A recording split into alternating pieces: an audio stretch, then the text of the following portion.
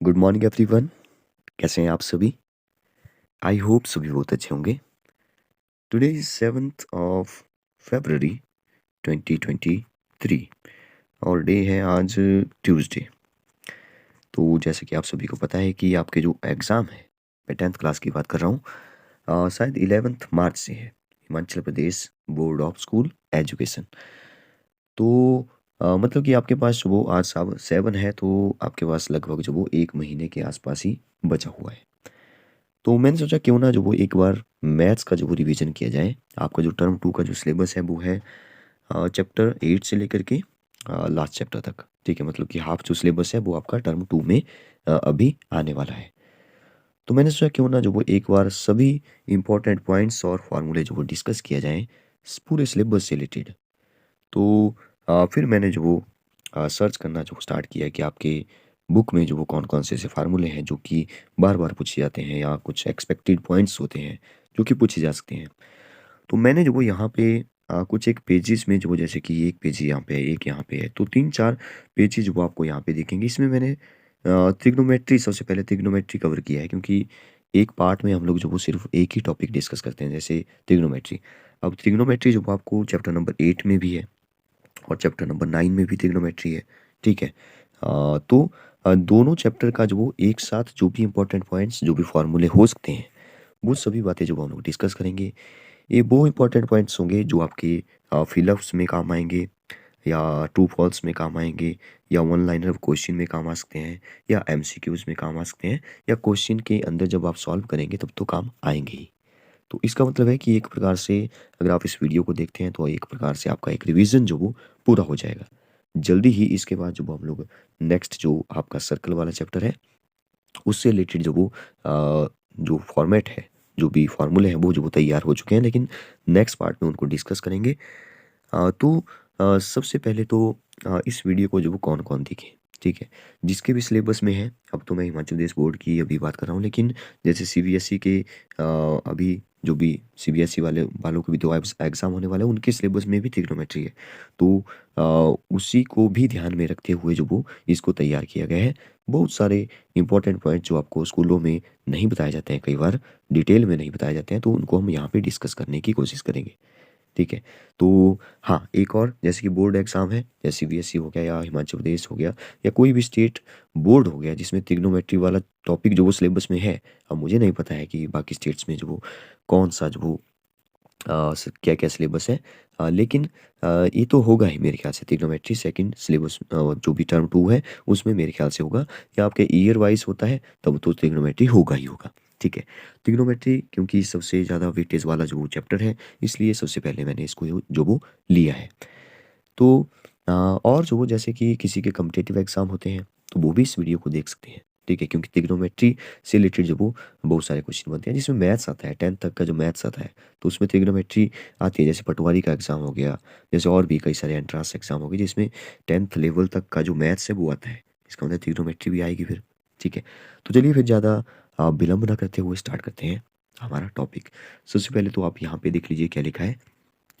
एक-एक पॉइंट को डिस्कस करेंगे। अगर आपको यहाँ पे पढ़ने नहीं भी आएगा तो आप बोल करके जो वो अच्छे से सॉरी सुन करके जो वो इसको फ़ील कर सकते हो, क्या लिखा है। द वर्ड ट्रिग्नोमेट्री, ठीक है? ट्रिग्नोमेट्री जो वो 3 शब्दों से मिलकर बना है। TRI ट्राई, गन एंड मेट्रॉन, ठीक है? ट्राई का मतलब आपको पता है 3 होता है, गन मीन्स साइड्स, जैसे आपने सुना है ऑक्टागन, तो जो गन लगा है ना लास्ट में, वो मतलब कि साइड्स की बात हो रही है। मेट्रॉन का मतलब है measure, 3 sides measure, 3 sides measure. अब देखिए, आपने हिंदी में जो त्रिकोणमिति सुना होगा, त्रिकोणमिति। त्रिकोण मतलब कि 3, कोण मतलब कि 3 कोण। ठीक है, मिति मतलब कि मेज़र, 3 कोणों का मेज़र, ठीक है? ट्रायंगल की बात हो रही है, 3 कोण होंगे अंदर, 3 ही साइड होंगी। तो जो इंग्लिश वाला जो ट्रिग्नोमेट्री है ना, वो जो वो बता रहा है साइड्स को, और हिंदी वाला जो वो कोण मतलब कि एंगल को बता रहा है। बाकी तो आपको पता ही है कि जो ट्रायंगल होती है ना, उसमें जो वो 3 वर्टेक्स होते हैं, 3 जो वो इसकी साइड्स होती है, और 3 ही इसके इंटीरियर एंगल होते हैं, ठीक है? अगर हम बात करें इसके अंदर वाले एंगल्स की, तो जो एंगल्स होते हैं वो जो इनका जो सम होता है 3 एंगल का, वो जो वो 180 डिग्री रहता है, इसको आप याद रखिए। बाकी बहुत सारी 3 टाइप की जो वो आपको ट्रायंगल याद रखनी है। ट्राइंगल जो वो हो सकती है जैसे कि सभी साइड इक्वल हो तो उसको जो हम लोग इक्विलेटरल ट्राइंगल बोलते हैं। अगर इसकी जो वो दो साइड इक्वल हो तो उसको जो वो आइसोसेलेस ट्राइंगल बोल देते हैं। अगर इसकी कोई भी साइड इक्वल ना हो, ठीक है, मान लो एक जो वो 3 है, एक जो वो 4 है, एक 5 है, तो इसको हम लोग जो वो स्केलिन ट्राइंगल बोलते हैं। ठीक है, ये आपको पता होगा। एक सबसे इम्पोर्टेंट जो हम लोग जो वो यूज़ करेंगे इस पूरी ट्रिग्नोमेट्री में, ट्रिग्नोमेट्री सिर्फ एक ट्राइंगल में ही काम करेगी। कौन सी ट्राइंगल है वो है राइट एंगल ट्राइंगल, जिसका आप सभी को पता है बहुत अच्छे से, जिसमें एक एंगल जो वो 90 डिग्री होता है। ठीक है, यहाँ पे ए एंगल है और यहाँ पे बी एंगल है और सी पर हमारा जो वो परपेंडिकुलर 90 डिग्री है। ठीक है, आपको पता है 90 डिग्री के बिल्कुल सामने वाली जो वो कौन सी होती है, हाइपोटेन्यूज होती है। जो नीचे है, जिस पर जो वो एंगल 90 डिग्री खड़ा हुआ है, बना हुआ है, तो वो जो वो बेस होता है। और जहाँ पे जो भी 90 डिग्री वाली जो लाइन है बिल्कुल सीधी वर्टिकल, वो जो वो हमारा परपेंडिकुलर इसको बोल देते हैं। तो राइट एंगल ट्राइंगल के बेसिस पर ही जो वो हम लोग ट्रिग्नोमेट्री पढ़ेंगे, तो इसलिए जो वो ये आपको पता होना चाहिए सबसे पहले। ठीक है, तो ये तो कुछ बेसिक्स बातें हुई जो आपको पहले से ही पता होनी चाहिए। अब एक एक पॉइंट लेकर के जो वो डिस्कस करते हैं। जैसे कि यहाँ पे लिखा है first point, the trigonometric ratio of the angle A in a right angle triangle A B C. तो बोला कि ट्रिग्नोमेट्रिक रेशो आप इस ट्राइंगल में देखिए, ये जो हमारा हाइपोटेन्यूज है, ए परपेंडिकुलर, ए बेस है और यहाँ पे 90 डिग्री है। एक बात ध्यान रखिए, 90 डिग्री के सामने वाली सबसे बड़ी साइड्स होती है, सबसे बड़ी साइड होती है हाइपोटेन्यूज। ठीक है, तो अगर हम ध्यान से देखेंगे तो ये बोल रहा है कि ट्रिग्नोमेट्रिक रेशो जो है राइट एंगल में, वो जो वो देखिए, जो साइन होता है, पहले आप तो पहले सीक्वेंस में याद रखिए, साइन, कॉस, फिर होता है टेन। ठीक है, सबसे पहले ए आए, फिर इनके जो इनवर्स है वो आए। जैसे साइन का उल्टा होता है कोसिकेंट। ठीक है, कॉस का उल्टा होता है सिकेंट, टेन का उल्टा होता है कॉट। उल्टा का जो वो एक प्रकार से मतलब है कि मैं जो वो साइन को जो वो 1 अपॉन, जैसे साइन को जो वो मैं 1 अपॉन कोसिकेंट लिख सकता हूँ, रेसिप्रोकल मैं इसको लिख सकता हूँ ऐसे। ठीक है, क्योंकि ये एक दूसरे का अपोजिट है। तो आप बोलेंगे कि क्या मैं कोसिकेंट को लिख सकता हूँ 1 अपॉन साइन, ऐसे क्रॉस में ले जा करके? यस, आप ऐसे इसको लिख सकते हैं। एक बात ध्यान रखेंगे कि आपका जो वो इसके साथ एंगल जरूर लगा होना चाहिए, नहीं तो इसकी कोई वैल्यू है नहीं। ठीक है, मतलब कि साइन के साथ एंगल लगा दो, थीटा लगा दो, या ए जो वो एंगल को डिनोट कर रहा है तो ए लगा सकते हैं, साइन ए कॉस ए। तो ऐसे जो वो आपको इसको समझना है। तो ये बोल रहा है कि जो ट्रिग्नोमेट्रिक रेशो है, वो जो वो, एक मिनट रुकिए, डेटा जो वो आप कर लेता हूँ। यस, तो ट्रिग्नोमेट्रिक रेशो जो है, वो जो वो यहाँ पे कैसे आपने याद रखी है मुझे पता है, पंडित बद्री प्रसाद हर हर बोले। ठीक है, और फिर जो वो हर हर बोले पंडित बद्री प्रसाद, ऐसे जो आपने याद रखा होगा मेरे ख्याल से। ठीक है, या कोई और ट्रिक है तो आप जो वो कमेंट बॉक्स में जो वो शेयर कर सकते हैं। सबसे पहले ये जो वो साइन की वैल्यू है, ये जो वो कॉस की वैल्यू, तभी मैंने बोला कि सीक्वेंस में आपको याद रखना है पहले। ये जो वो टेन की है, कोशिकेंट की है, सिकेंट की है और कॉट की है। अब आप ध्यान से देखिए, मैंने आपको बोला कि फर्स्ट वाले 3 जो वो लास्ट वाले 3 के अपोजिट हैं रिस्पेक्टिवली। जैसे कि साइन होता है पी अपॉन एच, यहाँ पे जो वो एच अपॉन पी है देखिए। ये कॉस होता है बी अपॉन एच, यहाँ पे देखिए एच अपॉन बी है। उल्टा है ना, पी अपॉन बी का क्या बन जाएगा, बी अपॉन पी बन जाएगा। उल्टा न्यूमिनेटर को डिनोमिनेटर बना दो, डिनोमिनेटर को न्यूमिनेटर बना दो, तो पी बी अपॉन पी का B, sorry, P upon B का बी अपॉन पी हो जाएगा, जो कि आप यहाँ पे देख रहे हैं। ठीक है, तो आई होप आप यहाँ तक समझ चुके हैं। तो ध्यान रखेंगे, फिर से मैं बोल रहा हूँ, साइन के साथ थीटा जरूर लगाएं क्योंकि एंगल की बात हो रही है। एंगल जो वो चेंज हो सकता है, जैसे एंगल यहाँ पे जो वो एंगल ए है। ठीक है, एंगल ए की जो वैल्यू है, वो जो वो जैसे साइन ए बोलूंगा मैं, तो साइन ए जो वो पी अपॉन एच होगा। तो यहाँ पे जो वो साइन ए को आपने देखना है कि साइन ए एंगल इसकी बात हो रही है। जहाँ पे एंगल बना होता है ना, वो जो वो बेस लेना होता है। तो इसका मतलब बेस इसी को लेंगे और परपेंडिकुलर इसी को लेंगे, हाइपोटेन्यूज चेंज नहीं होगा कभी भी। ठीक है, लेकिन जब हम जो वो, जैसे मान लो हमने चेंज कर दिया, अब हमने मैं जो वो सी को एंगल बोला, बी पर एंगल नहीं है, अब सी पर एंगल है। सी पर एंगल है तो ये जो बेस और सॉरी परपेंडिकुलर और बेस है ना, ये जो वो इंटरचेंज हो जाएंगे। बेस जो वो यहाँ पे आ जाएगा और परपेंडिकुलर जो वो यहाँ पे बन जाएगा।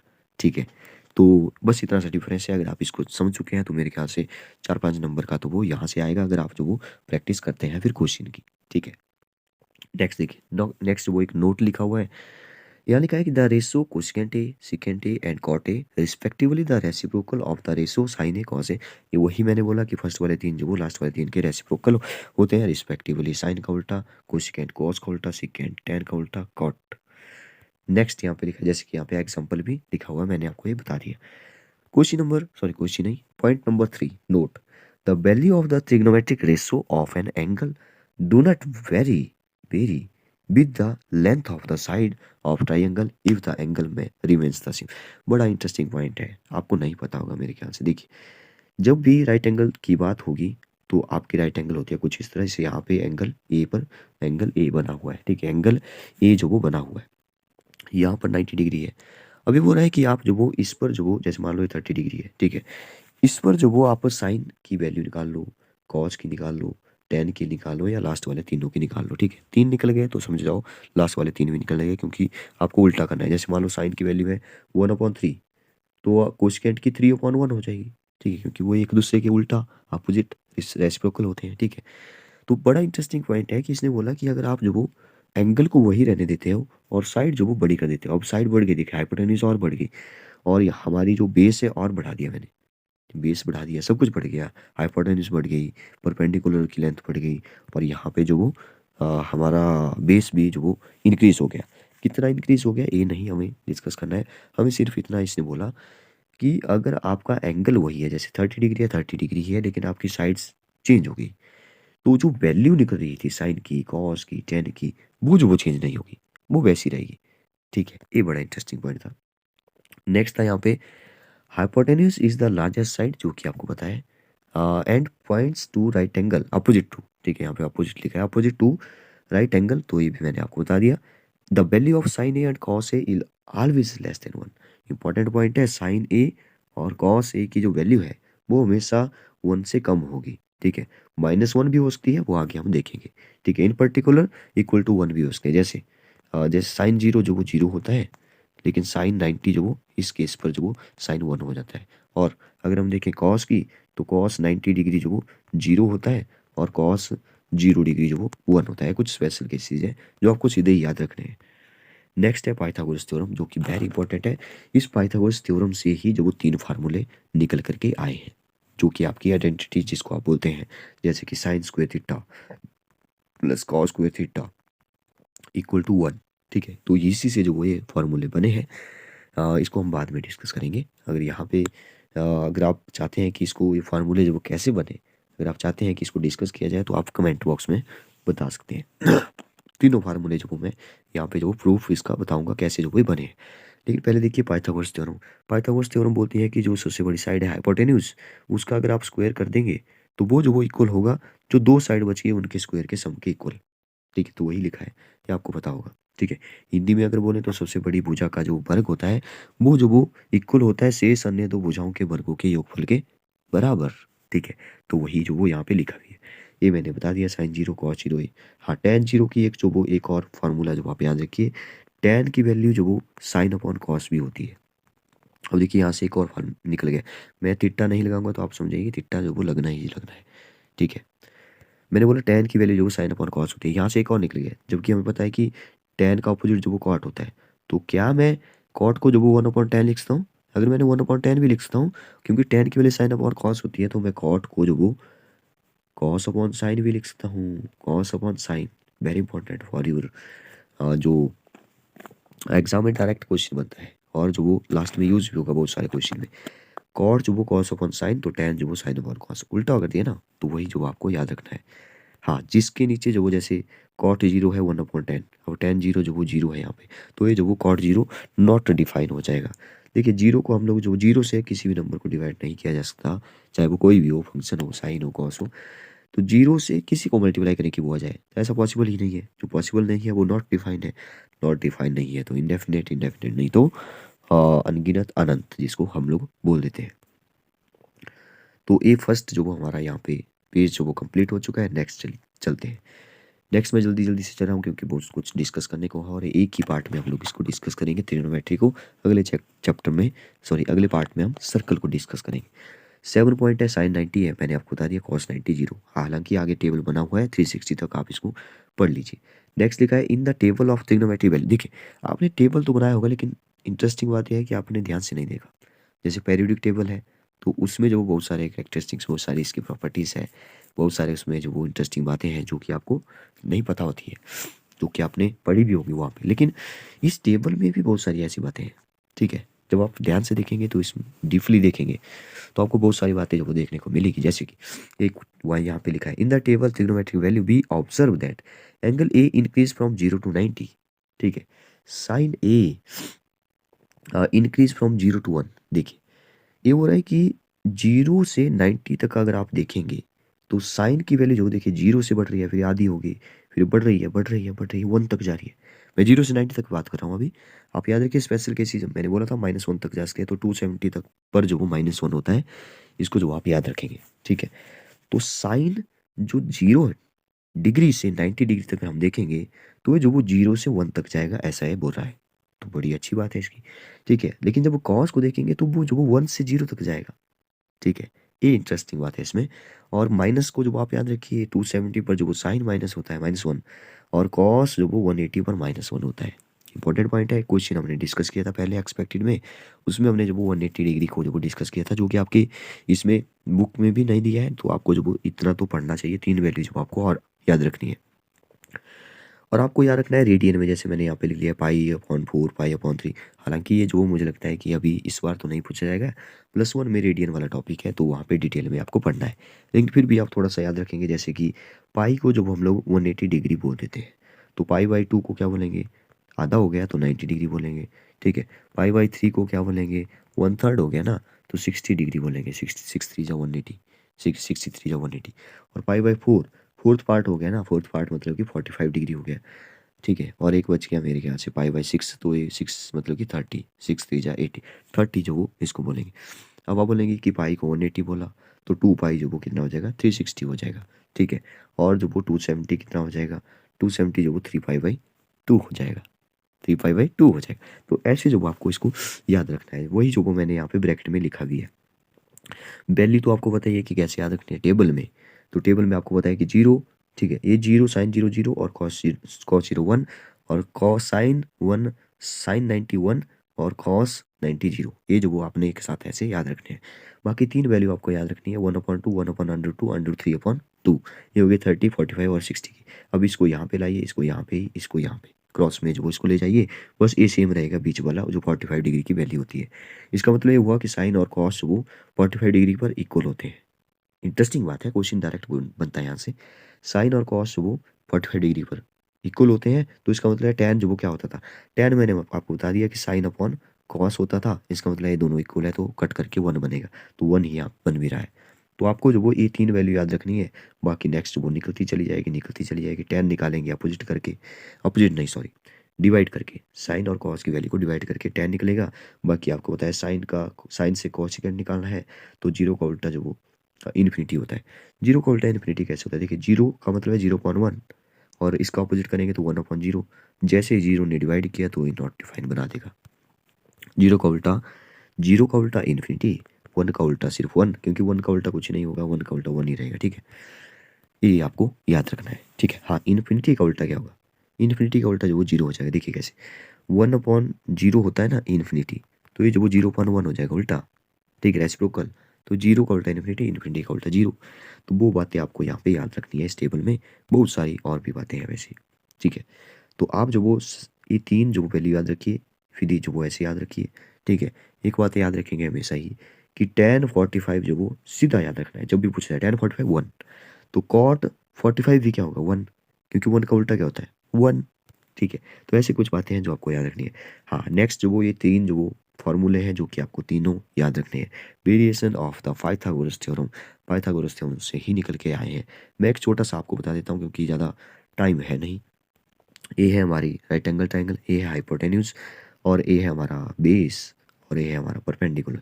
पाइथागोरस थ्योरम बोलते हैं कि हाइपोटेन्यूज का स्क्वायर करिए बी का स्क्वायर और पी का स्क्वायर के इक्वल होगा जब आप सम भी इनका करेंगे। ठीक है, अब देखिए अगर मैं जो वो इसको ऐसे लिखूं, ठीक है, अच्छा ऐसे ऐसे ही कर लेते हैं जरा। अगर मैं इन तीनों को ना, देखिए हम फार्मूले कैसे डिराइव हो रहे हैं, फार्मूले कैसे निकले वो बता रहा हूँ। ठीक है, अगर मैं इन तीनों को जो वो हाइपोटेन्यूज से जो वो डिवाइड करूँ, हाइपोटेन्यूज का स्क्वायर, हाइपोटेन्यूज का स्क्वायर, हाइपोटेन्यूज का स्क्वायर। ठीक है, पाइथागोरस थ्योरम को ही मैंने हाइपोटेन्यूज के स्क्वायर से डिवाइड कर दिया, तो यहाँ पे एच स्क्वायर से एच स्क्वायर कैंसिल हो गया, यहाँ पे आ गया 1। बी अपॉन एच क्या होता था, आप देखिए अब ध्यान से, पंडित बद्री प्रसाद हर हर बोले। ठीक है, मैंने यहाँ पे 3 लिख लिया, sine cos tan. Sine cos tan. अब आप देखिए ध्यान से, बी अपॉन एच क्या है, बी अपॉन एच तो आप देखिए कॉस है, तो कॉस स्क्वायर वन लिख सकता हूँ, इसको कॉस स्क्वायर थीटा लिख सकता हूँ ना, क्योंकि ये जो वो यहाँ से निकला कॉस, क्योंकि स्क्वायर है तो कॉस स्क्वायर एंगल तो लगेगा ही, थीटा लगा दिया। पी अपॉन एच क्या होता है, पी अपॉन एच होता है साइन, बीच में प्लस है तो साइन स्क्वायर थीटा। मैंने क्या किया, मैंने पाइथागोरस थ्योरम जो थी हमारी, उसको जो वो मैंने हाइपोटेन्यूज से डिवाइड कर दिया, सभी को करना पड़ेगा क्योंकि ये इक्वेशन है, ठीक, क्योंकि ये थ्योरम है, पहले से प्रूव्ड है, तो इक्वेशन में जो वो एक साइड करेंगे तो दोनों साइड करना पड़ेगा, तो तीनों साइड नहीं, दो साइड है, तो दोनों साइड में जो वो दोनों टर्म के साथ कर दिया मैंने, तो यहाँ से फार्मूला निकल के आया sine square theta cos square theta equal to 1, ठीक है। अब आप बोलेंगे ये तो बड़ा इंटरेस्टिंग है, ये तो यहाँ से फार्मूला निकल गया, ठीक है, तो क्या दोनों फार्मूले और भी निकलेंगे, यस निकलेंगे, देखिए कैसे। पहले हमने क्या किया, हाइपोटेन्यूज का स्क्वायर, बी का स्क्वायर और प्लस पी का स्क्वायर किया, ठीक है, इसको हमने एच स्क्वायर से सबको डिवाइड किया तो हमारा फर्स्ट फार्मूला तैयार हो गया। अब एक बार जो वो मैं बी स्क्वायर से डिवाइड करूंगा बी स्क्वायर से, ठीक है, बी स्क्वायर और बी स्क्वायर, तो आपको बताया ट्रिग्नोमेट्रिक फंक्शन क्या बोलेंगे, पंडित बद्री प्रसाद हरर बोले ऐसे बोलेंगे, ठीक है, तो आपको जो वो उनकी वैल्यू पुट करनी है, दूसरा फार्मूला निकलेगा, फिर तीसरा निकलेगा, ऐसे करते। अच्छा बी स्क्वायर से किया, फिर जो वो इन तीनों को ही बी स्क्वायर से करेंगे, तो दो जो फार्मूला है वो निकल करके आएंगे। आई होप आप समझ गए होंगे, आप इसको खुद जो वो ट्राई करिए, खुद ज़्यादा समझ आएगा आपको। नेक्स्ट कुछ हाफ एंगल फार्मूला लिखा है कि sine square A by two क्या होता है, one minus cos square cos A upon two होता है, और cos square A by two क्या होता है, वन प्लस कॉस। आपको याद रखने का तरीका बताता हूँ, साइन है, अगर हाफ एंगल फार्मूला इसको बोलते हैं, ठीक है, क्योंकि एंगल का आधा कर दिया इसने और स्क्वायर में है, ठीक है, तो आपको जब वो साइन को कॉस बनाना है, कॉस को कॉस ही रहने देना है, ठीक है, बस यहाँ पे माइनस होगा तो यहाँ पे प्लस होगा, ये साइन में जो वो माइनस होगा और कॉस में प्लस ही रहेगा। नेक्स्ट है double angle formula, double angle मतलब एंगल अगर थीटा है तो डबल मतलब कि टू थीटा हो जाएगा, एंगल अगर ए है तो टू ए हो जाएगा, जैसे कि यहाँ पे है, तो two sine A cos A, cos square A sine A, तो आपको इसको याद रखना पड़ेगा, इसको मैं ऐसे नहीं बता रहा हूँ कि ऐसे कैसे बने, ठीक है, वो टाइम लगेगा इसको। एडिशन फार्मूला देखिए, ये आपको याद रखना है अभी, ठीक है, हालांकि ये जो ऊपर वाले फार्मूले थे मुझे लगता है कि नहीं पूछे जाते हैं आपके सिलेबस में, लेकिन सीबीएसई वालों को थोड़ा सा इसके बारे में ध्यान रखना है। एडिशन फार्मूला ये आपको सभी को याद रखना है, साइन देखिए प्लस माइनस लिखा है ना, मतलब प्लस होगा तो यहाँ प्लस होगा, यहाँ माइनस होगा तो यहाँ माइनस होगा, ठीक है, तो अगर मैं प्लस ले लूँ तो साइन को आपने कैसे याद रखना है, साइन को याद रखना है, साइन एक कॉस है, अलग अलग होता है, मतलब कि जो फंक्शन है हमारे वो डिफरेंट एक साथ होते हैं, एक टर्म में अलग अलग, लेकिन कॉस में कॉस है कॉस भी एंड साइन है साइन भी, ये एक साथ में रहते हैं, अगर यहाँ प्लस है तो यहाँ प्लस रहेगा, अगर यहाँ माइनस है तो यहाँ माइनस रहेगा, आप याद रखिए इन फॉर्मूलों को। नेक्स्ट जो कि वेरी इंपॉर्टेंट है वो है आपका कि जो फंक्शन जो वो चेंज कैसे होगा, 90 और 270 पर जो वो चेंज होता है, यहाँ पे लिखा भी है साइन कॉस में होता है, टेन कॉट में होता है, कुछ सेकेंड में होता है, ठीक है, जैसे कि एक एग्जांपल है यहाँ पे मैं एक बताऊंगा, बाकी इसको हमने जो वो पहले डिस्कस किया हुआ है, उसको मैं कोशिश करूंगा कि जल्दी से जल्दी इस वीडियो के डिस्क्रिप्शन में उसका लिंक दे दूँ, उसमें हमने जो वो डिटेल में डिस्कस किया था कि ये कैसे आया, एक मैं बता देता हूँ, जैसे यहाँ पे sine 90 minus A equal to, अच्छा पूरा नहीं लिखा है, साइन 90 माइनस ए जो है ना, वो जो वो कॉस थीटा होता है, ठीक है, कैसे आया, 90 ने चेंज कर दिया, साइन चेंज होता है कॉस में, ठीक है, अब थीटा तो लगाना ही है, ए है यहाँ पे सॉरी, तो एंगल ए बनेगा, ठीक है, तो कॉस ए बन गया।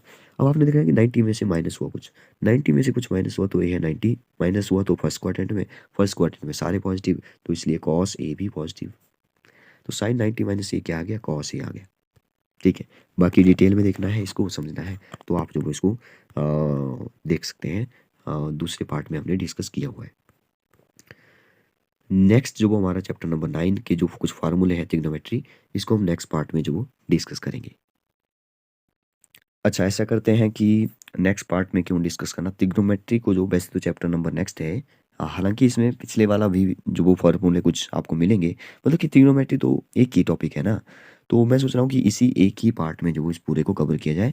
वीडियो मुझे लगता है कि बड़ा लंबा हो जाएगा, 50 मिनट 55 मिनट, ठीक है, तो लंबा हो जाएगा उसको, आपको जो वो फिर देखने में थोड़ी सी प्रॉब्लम हो सकती है, आप जो वो हाफ हाफ करके देख सकते हैं, जैसे कि आपने आधा देख लिया, अभी एक चैप्टर खत्म हो गया, आपने नोट्स बना लिए कुछ, ठीक है, जो आपके लिए इंपॉर्टेंट हो सकते हैं एग्जाम के पॉइंट ऑफ व्यू से, ठीक है, बाकी सभी जो वो एग्जाम के पॉइंट ऑफ व्यू से ही जो सारे हैं वैसे, ठीक है, आपको सारे ही लिखना पड़ेंगे, ठीक है, इसमें कोई ऐसा फालतू नहीं लिखा हुआ है जो कि आपके लिए इंपॉर्टेंट है नहीं, वैसे सब कुछ इंपॉर्टेंट है, सब कुछ आपको नोट डाउन करना है। चलिए इसी एक पार्ट में जो वो डिस्कस करते हैं पूरा हमारा दोनों चैप्टर, मतलब ट्रिग्नोमेट्री जो 10th क्लास में जितनी भी ट्रिग्नोमेट्री के फार्मूले हैं वो सभी जो वो एक ही वीडियो में जो वो निपटा देते हैं।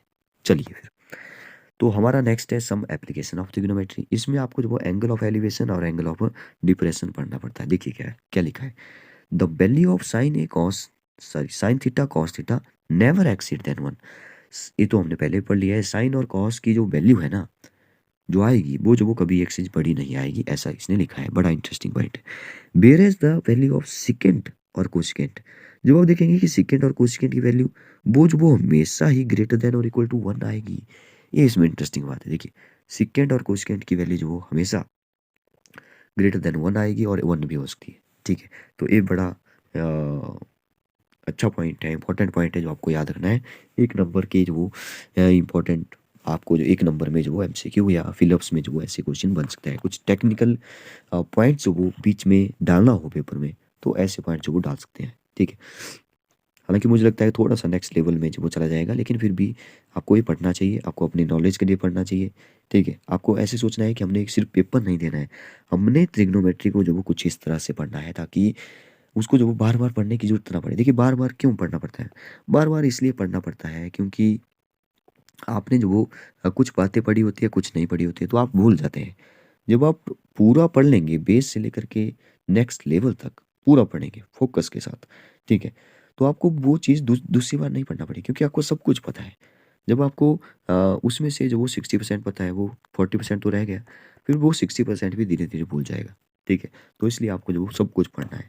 एंगल ऑफ एलिवेशन देखिए, एंगल ऑफ एलिवेशन जो वो क्या होता है, जब आप ना नीचे हो, मतलब कि नीचे बैठे हो और आप जो वो कहीं ऊपर खिड़की की तरफ देख रहे हो मान लो, ठीक है, तो नीचे जब आप सीधे देख रहे थे और जब आपने ऊपर देखा, नजरें जो आपने ऊपर की तरफ उठाई, तो जो जब आप आगे देख रहे थे फिर आपने ऊपर देखा, जो एंगल बनाया आंखों ने, ठीक है, जो एंगल बनाया आंखों ने उसको बोलते हैं एंगल ऑफ एलिवेशन। मतलब ये एंगल ऑफ एलिवेशन हमेशा नीचे से ऊपर की तरफ बनेगा।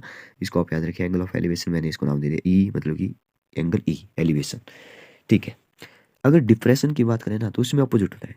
इसमें बंदा ऊपर है वो नीचे देखेगा, ऊपर पहले देख रहा है वो आगे, पहले वो हॉरिजॉन्टल लाइन है, हॉरिजॉन्टल लाइन नीचे भी पहले हॉरिजॉन्टल लाइन थी उसने ऊपर देखा, लेकिन अब ऊपर बैठा है वो हॉरिजॉन्टल पर देख रहा है आगे, बिल्कुल सीधे अपनी सीध में, फिर उसने नजरें झुका दी नीचे की तरफ, जो नजरें झुकाई वो जो वो एंगल ऑफ डिप्रेशन होता है। ठीक है, अब आप एक पॉइंट जो वो यहाँ पे देखिए कि दो पैरेलल लाइन है यहाँ पे, एक ऊपर है एक नीचे है, अगर मैं बीच में एक लाइन लगाऊं तो ए एंगल और ए एंगल इक्वल होता है, ये आपने पहले बेस में बेसिक बातें पढ़ी हुई है। तो इसका मतलब तो ये हुआ कि angle of elevation equal to angle of depression, तो नाम अलग अलग क्यों है। ठीक है, एंगल ऑफ एलिवेशन जब एंगल ऑफ डिप्रेशन के इक्वल होता ही है तो नाम इसने अलग अलग क्यों दिए। लेकिन नाम इसने अलग अलग इसलिए दिए क्योंकि इसको इसको क्वेश्चन फॉर्म करना है। क्वेश्चन में जो वो ये ऊपर से नीचे की तरफ बोल सकता है कि एंगल ऑफ डिप्रेशन बना रहा है, आप जो वो यहाँ पे कोई साइड निकालिए, आप जो वो लेंथ टावर की निकालिए, ठीक है, ऊंचाई हाइट जो भी बेस निकालना है तो वो भी निकालिए, लेकिन वो देगा अलग अलग टाइप से। वो कभी एंगल ऑफ एलिवेशन बोलेगा तो नीचे से ऊपर की बात होगी, एंगल ऑफ डिप्रेशन देगा तो बंदा जो वो ऊपर से नीचे की तरफ देख रहा होगा। बस इतना सा डिफरेंस है एंगल ऑफ एलिवेशन और डिफरेंस में, सॉरी डिप्रेशन में। तो आपकी आंखों ने जो एंगल बनाया और जो लाइन बनी आंखों से, जिस लाइन में देख रहे हैं आंखें, इसको बोलते हैं लाइन ऑफ साइट, और जिसको देख रहे हैं उसको ऑब्जेक्ट बोलते हैं। जो नीचे है वो बिल्कुल सीधी हॉरिजॉन्टल लाइन, एक ऊपर से खड़ी जो रेखा होती है वो वर्टिकल लाइन होती है। ठीक है, वर्टिकल में जो वो इस चैप्टर में जो आपने पढ़ा होगा कि जैसे टावर का बहुत ज़्यादा यूज़ हो रहा है, टावर बिल्कुल सीधे है, जैसे कोई घर है, बिल्डिंग है, बिल्डिंग की बिल्कुल सीधा होगा ना वो बेस पर खड़ा हुआ, तो ऐसे क्वेश्चन जो आपको बनेगी। हाँ, एक इंटरेस्टिंग पॉइंट है कि tan थीटा जो वो फॉर एंगल ऑफ एलिवेशन क्या होता है। ठीक है, tan थीटा देखेंगे तो ये हमारा एंगल ऑफ एलिवेशन है। tan की वैल्यू क्या होती है, पंडित बद्री प्रसाद हर हर भोले, p अपॉन बी। p है हमारा ऑब्जेक्ट से, हाइट ऑफ द ऑब्जेक्ट यही है ना p, जो परपेंडिकुलर है, ठीक है, ऑब्जेक्ट से नीचे तक, ठीक है, तो वही p है, तो वही लिखा है height of the object, distance from the object. ठीक है, ऑब्जेक्ट से डिस्टेंस, बी क्या है, बी है distance from the object, object से जो डिस्टेंस कितनी है, बेस कितना है, तो वही यहाँ पे एक्चुअल में लिखा हुआ है। तो tan थीटा यहाँ पे लिखा है opposite side, adjacent side. Opposite side का मतलब है इसके बिल्कुल अपोजिट, और एडजेसेंट मतलब जो साथ वाली है। एंगल ऑफ डिप्रेशन भी मैंने आपको साथ साथ में बता दिया, इसके बारे में भी आप याद रखिए, अपोजिट साइड एडजेसेंट साइड। ठीक है, tangent of angle of elevation आपको याद रखना है। नेक्स्ट है पेरियोडिसिटी आइडेंटिटी। ठीक है, ये क्या चीज़ है, इन रेडियन, तो मैंने आपको पहले बता दिया कि ये जो वो कुछ एंगल्स होते हैं जैसे हम डिग्री में मेजर करते हैं, तो उसको इसने रेडियन में जो वो पाई का यूज़ कर लिया, जो कि मैंने आपको पहले पिछले पार्ट में नहीं अभी बताया। ठीक है, इसी पार्ट में जो वो हमने डिस्कस किया, इसको पूरे को डिस्कस किया। हाँ, एक देखिए जैसे साइन पाई/2 माइनस ए, पाई/2 क्या होता है 90, तो हमने तो वही तो बोला था कि कौन से होगा, वो भी पॉजिटिव वाला। ऑल ट्रिग्नोमेट्री, नेक्स्ट है all trigonometric identity are cyclic in nature. ये बड़ा इंटरेस्टिंग पॉइंट है। ए है हमारा 90 डिग्री, ए है 180 डिग्री, ए है 270, ठीक है, और ए है 360। ये बोला है साइक्लिक इन नेचर है, मतलब कि इससे आगे जाएंगे। इससे आगे क्या होगा, यहाँ पे 360 बन रहा था, 360 में 90 प्लस कर दो, 360 प्लस 90 कितना होता है 0, 9 और 6 होता है 15, और 450 हो रहा है मेरे ख्याल से। ठीक है, तो 450 डिग्री यहाँ पे बन रहा है जब आप वो एक साइकिल में चल रहे हैं, मतलब कि आप यहाँ से चले, यहाँ रुके नहीं, आगे चले गए, यहाँ तक चले गए। ये जो एंगल बना वो 450 डिग्री का एंगल बना, आप देख रहे हैं। तो ये बोला साइक्लिक इन नेचर है, जो आपकी पहले वैल्यू थी यहाँ पे कितना डिग्री था 90 डिग्री, तो 90 डिग्री की जो वैल्यू होती थी वही होगी। ये इसमें इंटरेस्टिंग बात है। और इंटरेस्टिंग बात यह है कि आप आगे वाली क्लासेज में जो वो इसको डिटेल में पढ़ने वाले हैं। ठीक है, आयोटा पढ़ने वाले हैं, रेडियन में पढ़ने वाले हैं। तो ये जो वो बड़ा इंटरेस्टिंग है आपके लिए जानना कि ये जो वो ऐसे साइक्लिक इन नेचर होती है। ठीक है, मतलब कि आपको जो वो सिर्फ एक ही सर्कल में पढ़ना है, आपको 360 तक जाना है, बाकी वैल्यू जो वो रिपीट होती रहेगी, रिपीट होती रहेगी। इसका मतलब सीधा सा ये है, देखिए 360 को हम लोग क्या बोलते थे 2 पाई, आगे क्या बोलेंगे 3 पाई, 4 पाई, 5 पाई, ये वैल्यू सेम रहेगी। ठीक है, तो देखिए tan 45 tan पाई/4 1 होता है, ये मैंने आपको बता दिया पहले ही। Repeat themselves after this periodicity constant. ठीक है, एक पीरियड में पेरियोडिसिटी कांस्टेंट ये रहेगी। tan x है प्लस y, आप याद रखेंगे tan x plus tan y 1 minus. ठीक है, यहाँ पे प्लस है ना, तो यहाँ पे माइनस होगा, एक बात याद रखिए। और यहाँ पे माइनस है ना, तो अच्छा कैसे याद रखेंगे इसको, जो प्लस में है तो ऊपर प्लस नीचे माइनस, जब यहाँ माइनस है तो ऊपर माइनस नीचे प्लस, बाकी tan x tan y और 1 plus tan x tan y, ऐसे आप इसको याद रखेंगे। साइन 3x फार्मूला भी याद रख सकते हैं, sine 3x equal to 3 sine x minus 4 sine cube है यहाँ पे। ठीक है, क्यूब एक्स। कंप्लीमेंट्री एंगल आपको पता होना चाहिए, वेरी इंपॉर्टेंट पॉइंट। अच्छा, अगर आपको जो वो ये फॉर्मूले की जो वो पीडीएफ तो नहीं, आप जो व्हाट्सएप पे जो वो मुझसे मांग सकते हैं, व्हाट्सएप पे मैं जो वो इसके फ़ोटो लेकर के सेंड कर दूंगा।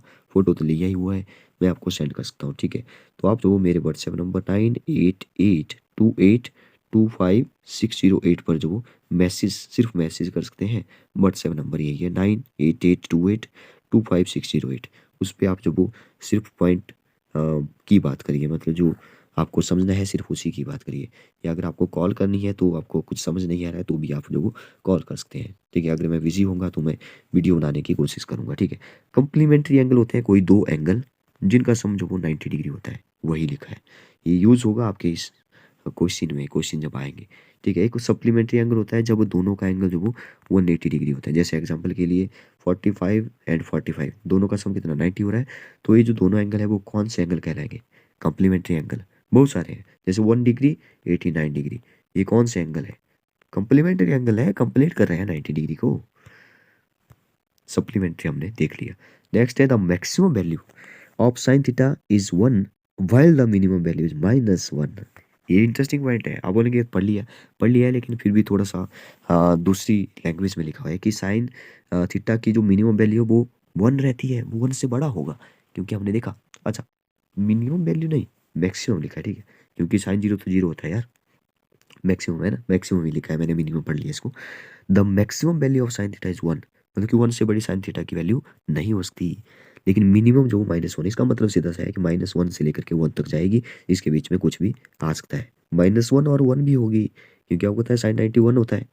ठीक है, 0 कब होगी, साइन 0 0 होता है। अच्छा, -1 कब होगा, तो साइन 180, 180 नहीं 270 जो -1 देखा था हमने, तो ये आपको याद रखना है।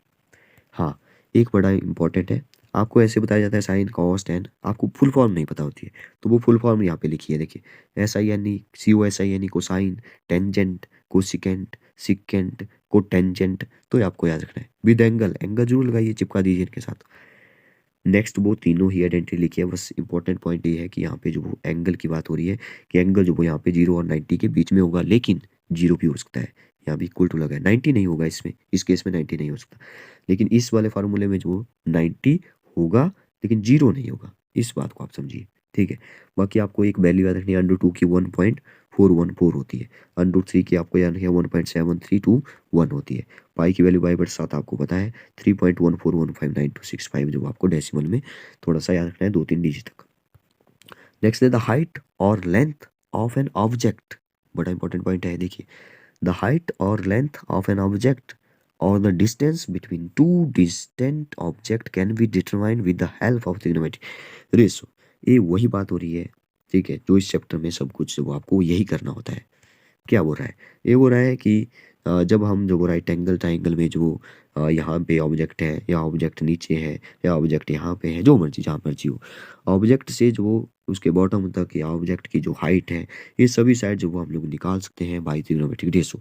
बस आपको बस दो चीज़ें होनी चाहिए, एक आपके पास साइड गिवन होना चाहिए, थोड़ी सी साइड गिवन है तो भी चल पड़ेगा, या कुछ जो वो कुछ पॉइंट्स वो ऐसा लिखा है जिससे हम जो वो फाइंड आउट कर सकते हैं। जैसे कि एक क्वेश्चन है आपका जिसमें जो वो कंप्लीट नहीं, कम्प्लीमेंट्री एंगल की बात हो रही है, तो उस केस में जो हम लोग बोल देते हैं कि कम्प्लीमेंट्री एंगल 90 डिग्री, तो एक जो वो 90 माइनस थीटा हो जाएगा, एक थीटा है तो दूसरा 90 माइनस थीटा हो जाएगा, तो उस केस में हम निकाल सकते हैं। बस आपको एक साइड गिवन हो, एक एंगल गिवन हो, आप जो वो कोई भी इन ऐसी ट्रायंगल बनेगी, इस ट्रायंगल की कोई भी साइड निकाल सकते हैं। मतलब कोई भी किसी भी टाइप का क्वेश्चन हो, अगर एक एंगल गिवन है, एक साइड गिवन है, तो कुछ भी निकाल सकते हैं, या दो साइड गिवन है तो एंगल भी निकाल सकते हैं। ऐसा क्वेश्चन हमने एक देखा था पहले जैसे, जिसमें हमने जो वो सूरज से आ रही रेज की बात की थी और जो उसकी शैडो बन रही थी उसकी बात की थी, तो हमने एंगल निकाल दिया था, मेरे ख्याल से शायद 45 डिग्री एंगल बन रहा था, ठीक है, तो वो हम लोग पहले देख चुके हैं। If two line with the parallel are intersect, ये मैंने वही बताया है कि दो लाइनें हैं पैरेलल है, तो इसके बीच में जो एक ट्रांसवर्सल लाइन, तो अल्टरनेट इंटीरियर जो एंगल होंगे वो इक्वल होंगे, मतलब ये एंगल और ये एंगल इक्वल होता है। इंटरेस्टिंग बात ये है कि यही तो एंगल ऑफ एलिवेशन है और यही एंगल ऑफ डिप्रेशन है, ठीक है, तो वही लिख लिया है मैंने लास्ट में, angle of elevation equal to angle of depression. ये था हमारा लास्ट पॉइंट, ठीक है। हम लोग जो वो सब कुछ डिस्कस कर चुके हैं ट्रिग्नोमेट्री में। अच्छा, हालांकि ट्रिग्नोमेट्री बहुत बड़ा टॉपिक है, ऐसा नहीं है कि ट्रिग्नोमेट्री का सब कुछ डिस्कस कर लिया, नो, 10th क्लास में ट्रिग्नोमेट्री का जितना भी है वो सब डिस्कस कर लिया, मेरे ख्याल से कोई एक भी पॉइंट नहीं बचा है। बस आपको ज़रूरत है तो किसकी, आपको जो वो अब जो प्रैक्टिस की ज़रूरत है, आपको क्वेश्चन लेने हैं और वहाँ पे उसको पढ़ना है, ठीक है। वन लाइनर वाले कंप्लीट हो गए, फिलअप्स कंप्लीट हो गए, ट्रू फॉल्स कंप्लीट मेरे ख्याल से हो गए, ठीक है। फिर भी बहुत सारी वीडियो जो आपको मिलेगी जिसमें हमने एक्सपेक्टेड क्वेश्चन जो वो डिस्कस किए हुए हैं, जो आपके एग्जाम में जो वो इंपॉर्टेंट हो सकते हैं, और पहले जो पूछे जा सकते हैं, रिपीटेड क्वेश्चन बहुत सारे डिस्कस किए हैं, या एक्सपेक्टेड क्वेश्चन या सैम्पल पेपर जो बहुत सारे हमने डिस्कस किए हैं, आपको इस चैनल में जो वो फ्री में अवेलेबल है, एक पीडीएफ नहीं सॉरी प्लेलिस्ट बनी होगी, उसमें जो आप चेकआउट कर सकते हैं, ठीक है। तो बताइए आपको ये वीडियो कैसी लगी, ये जो पार्ट 1 था हमारा, ठीक है। जल्दी ही हम लोग जो पार्ट 2 में सर्कल के बारे में सभी फार्मूले डिस्कस करेंगे जितना भी आपके 10th क्लास की ट्रिग्नोमेट्री में है। Thank you and have a nice day.